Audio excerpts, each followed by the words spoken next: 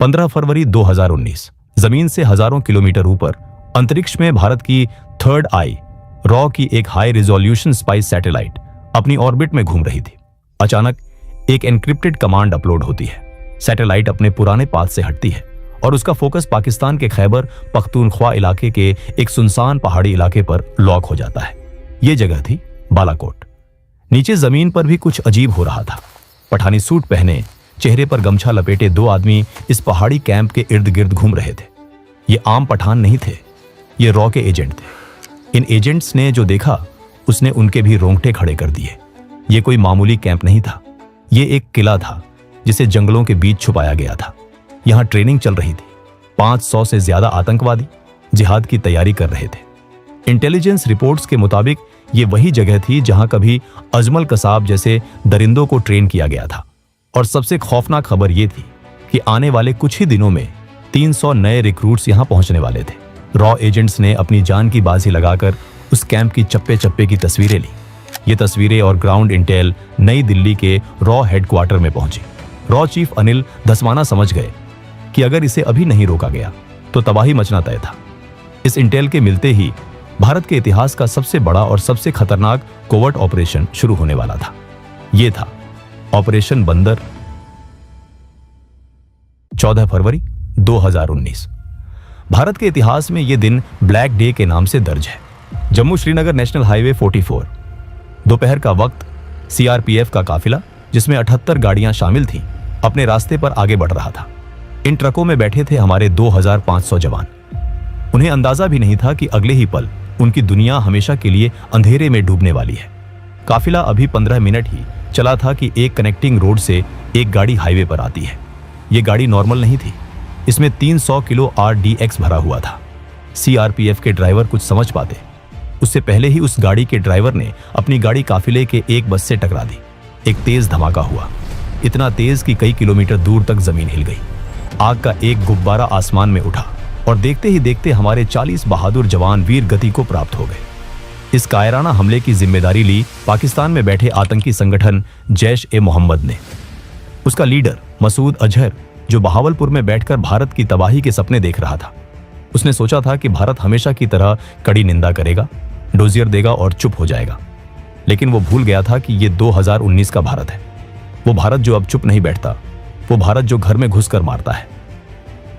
19 फरवरी 2019 दिल्ली। पुलवामा हमले को 4 दिन बीत चुके थे।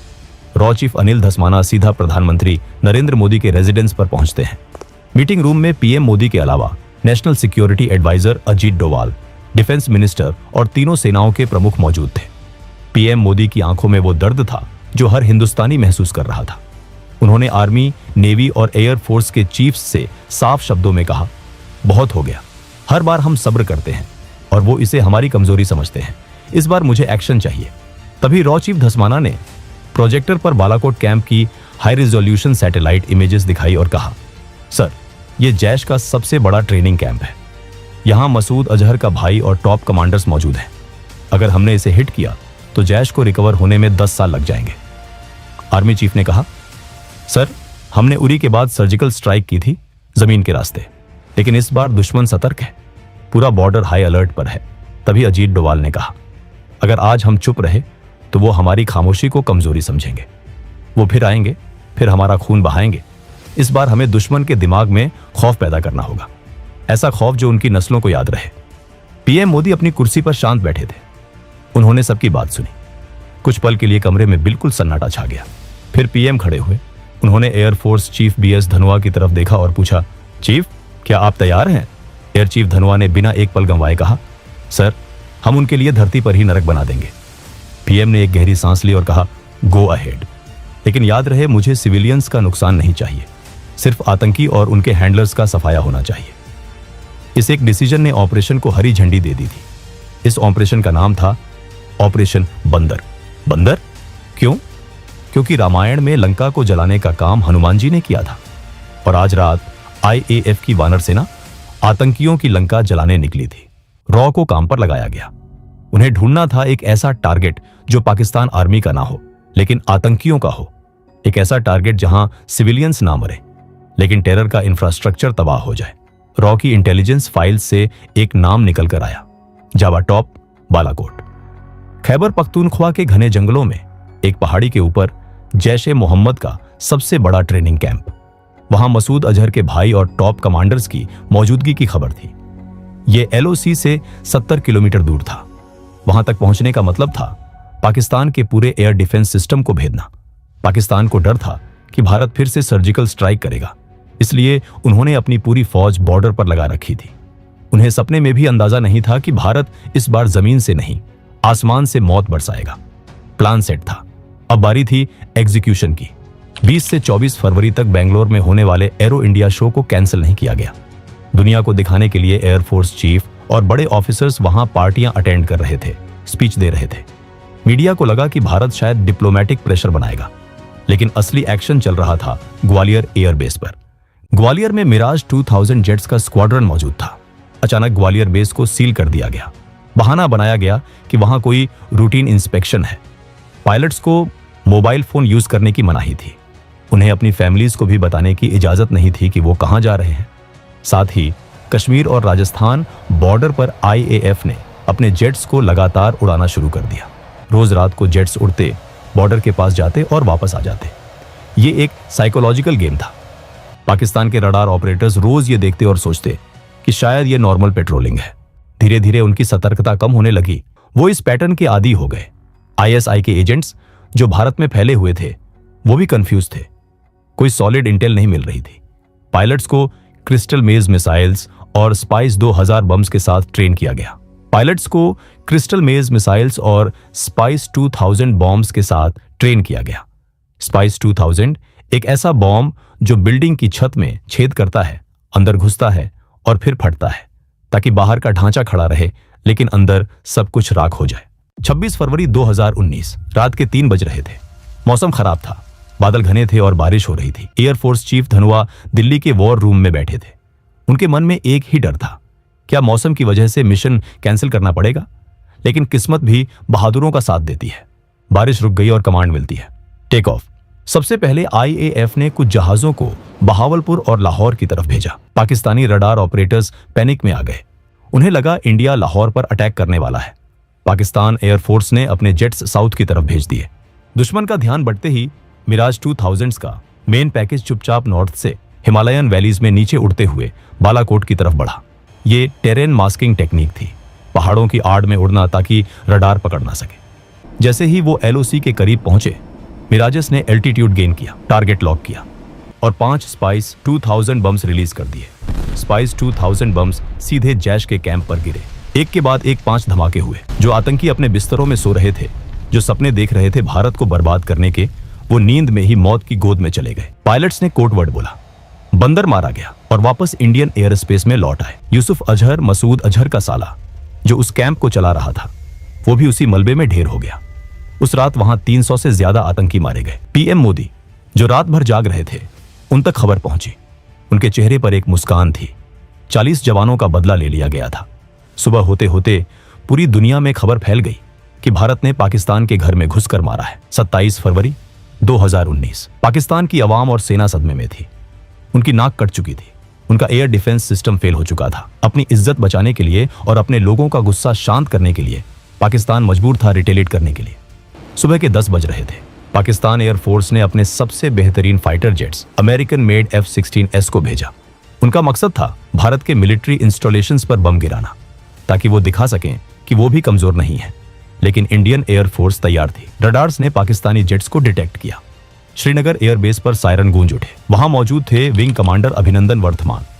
उन्होंने बिना वक्त गंवाए अपने MiG-21 बाइसन में उड़ान भरी। अब जरा सोचिए, कहां F-16 जो दुनिया का सबसे एडवांस्ड 4th जनरेशन फाइटर है, और कहां MiG-21 जो 1960 का पुराना जहाज है। यह मुकाबला बराबरी का नहीं था। पाकिस्तानी जेट्स ने हमारे आर्मी कैंप्स के पास बम गिराए, लेकिन वो टारगेट मिस कर गए क्योंकि हमारे पायलट्स ने उन्हें एंगेज कर लिया था। अभिनंदन ने देखा कि एक पाकिस्तानी F-16 वापस भाग रहा है। उन्होंने उसका पीछा किया। अभिनंदन ने R-73 मिसाइल फायर की। मिसाइल सीधे जाकर F-16 को लगी और F-16 नीचे गिरने लगा। इतिहास में पहली बार किसी MiG-21 ने F-16 को मार गिराया था। ये एक चमत्कार से कम नहीं था। विंग कमांडर अभिनंदन ने देखा कि एक पाकिस्तानी जेट वापस भाग रहा है, लेकिन अभिनंदन उस जेट के पीछे LOC क्रॉस कर गए। वो अब दुश्मन के इलाके में थे। वहां से एक पाकिस्तानी मिसाइल आई और अभिनंदन के जेट को हिट कर गई। अभिनंदन तुरंत इजेक्ट करते हैं। वो पैराशूट से नीचे उतरते हैं। जैसे ही अभिनंदन जमीन पर गिरे, उन्हें एहसास हो गया कि वो पाकिस्तान में है। गांव के लोग उनकी तरफ दौड़े, हाथ में पत्थर और डंडे लेकर। अभिनंदन घबराए नहीं। उन्होंने भागने की कोशिश नहीं की, ना ही गिड़गिड़ाए। उन्होंने अपनी पिस्टल निकाली, हवा में फायर किया ताकि भीड़ दूर रहे, और अपने पास मौजूद सीक्रेट डॉक्यूमेंट्स को चबाना शुरू कर दिया ताकि दुश्मन के हाथ कोई सेंसिटिव जानकारी ना लगे। कुछ ही देर में पाकिस्तानी आर्मी वहां पहुंच गई और उन्हें कैप्चर कर लिया। पाकिस्तानी आर्मी के ऑफिसर्स ने अभिनंदन से सवाल पूछे, तुम्हारा मिशन क्या था, कौन सा जेट उड़ा रहे थे? लेकिन अभिनंदन ने शान से जवाब दिया, I am not supposed to tell you that. वहीं नई दिल्ली में PM मोदी ने हाई लेवल मीटिंग बुलाई। उनका संदेश साफ था, हमें हमारा पायलट वापस चाहिए, बिना किसी शर्त के और तुरंत। रॉ चीफ और NSA डोवाल ने अपनी चैनल्स एक्टिवेट की। उस रात भारत ने अपनी 9 मिसाइल्स को पाकिस्तान की तरफ एम कर दिया था। पृथ्वी और Agni missiles ready to fire mode में थी। इंडियन इंटेलिजेंस ने ISI चीफ को एक क्लियर मैसेज भेजा, अगर अभिनंदन को एक खरोंच भी आई तो हम पाकिस्तान का नक्शा बदल देंगे। ये मैसेज सुनते ही इस्लामाबाद में हाहाकार मच गया। पाकिस्तान के पार्लियामेंट में वहां के फॉरेन मिनिस्टर शाह महमूद कुरैशी के पांव कांप रहे थे। कुरैशी ने पार्लियामेंट में कहा, खुदा का वास्ता है, अभिनंदन को वापस भेज दो, वरना रात 9 बजे इंडिया अटैक कर देगा। 27 फरवरी की रात को US secretary of state Mike Pompeo को Indian foreign minister Sushma Swaraj का एक अर्जेंट कॉल आया। उन्होंने पोम्पियो से कहा, हमारे पास पक्की खबर है, पाकिस्तान अपनी न्यूक्लियर मिसाइल्स प्रिपेयर कर रहा है हमारे ऊपर हमला करने के लिए, और अगर उन्होंने ऐसा सोचा भी तो हम चुप नहीं बैठेंगे, हम भी तैयार हैं। अमेरिका, सऊदी अरब, UAE सबने पाकिस्तान पर प्रेशर डाला कि सिचुएशन को ठंडा करो और पायलट को वापस करो। साथ ही साथ इंडिया ने अपना रुख साफ कर दिया था, अगर हमारे पायलट को एक खरोंच भी आई तो बालाकोट तो बस ट्रेलर था, पिक्चर अभी बाकी है।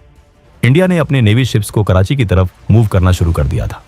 मोदी सरकार ने क्लियर कर दिया था, नो नेगोशिएशन, पायलट वापस चाहिए बिना शर्त के। प्रेशर काम कर गया। 28 फरवरी को पाकिस्तान के PM इमरान खान ने पार्लियामेंट में खड़े होकर अनाउंस किया कि वो पीस जेस्चर के तौर पर अभिनंदन को रिहा कर रहे हैं। सच्चाई ये थी कि ये पीस जेस्चर नहीं, बल्कि डर था भारत की ताकत का। 1 मार्च 2019, वाघा बॉर्डर, हजारों लोग तिरंगा लिए खड़े थे। शाम का वक्त था जब विंग कमांडर अभिनंदन ने वो गेट क्रॉस किया। उनकी मूंछों का स्टाइल एक नेशनल सिंबल बन गया था। हमने दुश्मन के घर में घुसकर मारा भी और अपने बंदे को सुरक्षित वापस भी ले आए। बालाकोट एयर स्ट्राइक सिर्फ एक मिलिट्री ऑपरेशन नहीं था, ये एक स्टेटमेंट था, एक डिक्लेरेशन था न्यू इंडिया का। दोस्तों, अगर आपको वीडियो पसंद आई हो तो एक लाइक जरूर करें, और अगर आप ऐसी ही और इंटरेस्टिंग वीडियो देखना चाहते हैं तो चैनल को सब्सक्राइब करना बिल्कुल ना भूलें। मिलते हैं अगले वीडियो में, तब तक के लिए जय हिंद, जय भारत।